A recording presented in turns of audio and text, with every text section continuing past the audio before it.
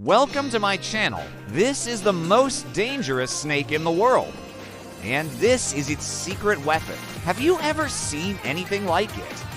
Well, you've probably seen this snake before, but you've probably never seen it play with its food. This is a king cobra. They're known for being aggressive and attacking anything that invades their space. If you try to pick one up, it will bite you. And if you get bitten by one, you might not make it out alive. But there's a reason why they are so aggressive. It's because they're protecting their eggs.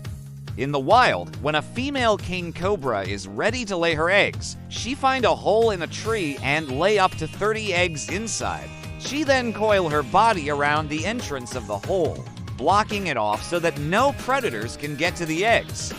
And when I say predators, I mean snakes. Other snakes will try to eat her eggs, so she has to protect them at all costs. So she sits there 4 months guarding her eggs until they hatch. But sometimes there's a problem. Sometimes the eggs are too big for the hole in the tree. So what does she do in that scenario? Well, you see her slither out from under the log and use her tail to push the eggs out. She literally gives birth to eggs. Once they're all out, she then coils back around the entrance to protect them. Now, just like any other mother, she wants her babies to be strong. So while they're still soft and weak, she nudges them towards a mouse or a bird, basically trying to make them puke. It's kind of disgusting, but that's how she shows her babies that she cares. It takes about 3 months for baby king cobras to be ready to leave the nest. When they're ready, they'll all leave together in a big group and go off in search of food. Now, since snakes don't have arms, they slither on the ground using their stomachs. They basically drag their bodies across the ground, which is pretty slow. So if they want to get somewhere fast, they ride on top of something else.